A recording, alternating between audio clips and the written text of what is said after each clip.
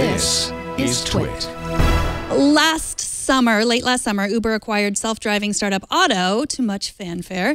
If you've been following along, you know the deal now stands at the center of the legal battle between Alphabet's Waymo and Uber. Kate Conger from Gizmodo dug deep into the details of the purchase and is here to talk about what she found. Welcome to the show, Kate.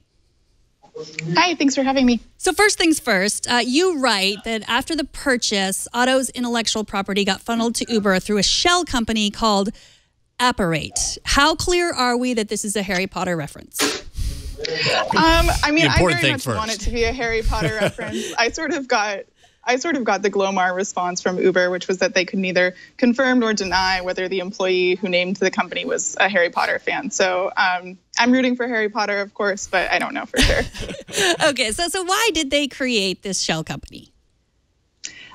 So Uber creates a lot of shell companies for tax reasons, and this one in particular was created to manage Uber's intellectual property specifically for self-driving cars. So they put a lot of the patents that they acquired from Otto into the shell company. They also put a lot of their own self-driving car patents into this company as well. So talk a little bit about the timeline. The timeline is what, I mean, they say this is a coincidence, but when the shell company was established and when Anthony Lewandowski at the center, the founder of Otto, who worked for Google and then worked for Uber and works for neither now, what's the timeline between when he left Google and when the shell company was created? So he left Google in late January of 2016, and in February he signed like a contract, a purchasing agreement with Uber to sort of start the acquisition process. And at the shell company was formed the day after that agreement was signed. So the timing really lines up as if this company was created just to handle the transfer of Otto into Uber. Uber, of course, would dispute that and said that it was a broader effort to manage their intellectual property on self-driving cars. I'm curious to know kind of about, you talk a little bit in your piece, you write about the value of royalty rates in speculative technology, which you could consider self-driving technology to be somewhat speculative. The value of it is relatively unknown. We haven't entered a world where self-driving cars are everywhere and there can be a value placed to that in society. So explain how this could really benefit Uber if and when that technology takes off, if it ever does. Yeah, so Uber's arrangement with their intellectual property is a little weird. Normally, how companies might handle something like this, they would do all of the development with the patents still in the United States and write off those development research costs as a tax write-off. And then once they had a product that they were ready to bring to market, they would move the patent overseas to kind of take the profit from that intellectual property into a more tax-friendly nation.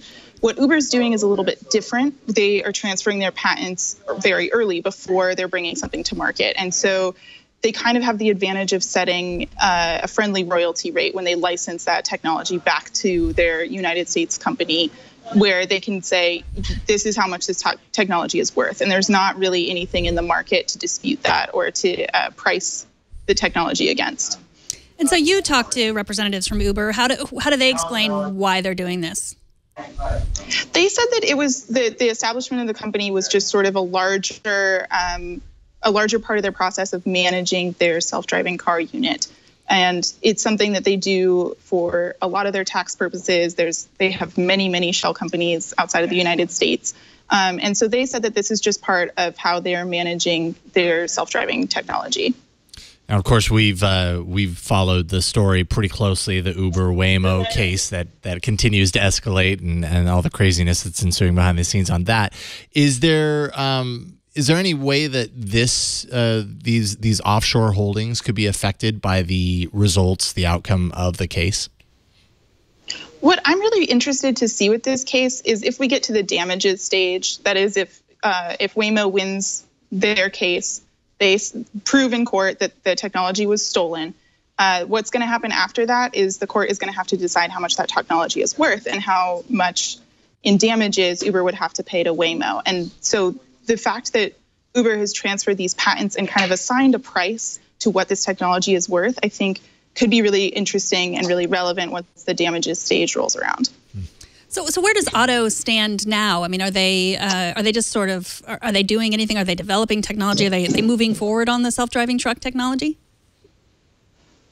Well, so that's a little bit confusing. Otto sort of split in two during the acquisition. So there's the main Otto Technologies that went into Uber, and they are developing technology as part of Uber's advanced technologies group. That's their self-driving car unit. And then Otto Trucking is still sort of off hovering as its own entity, but I'm not aware that they're working on any technology right now.